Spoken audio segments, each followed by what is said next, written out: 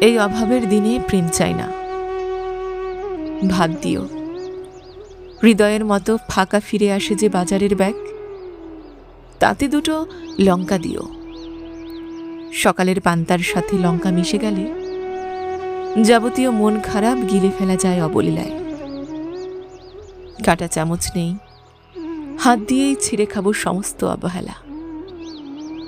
বিশুদ্ধ জলের অভাব বোধ হলে ঢোক গিলে নিব অশ্রুতে। এই অভাবের দিনে টনটনে ব্যথায় জ্বর চলে আসে।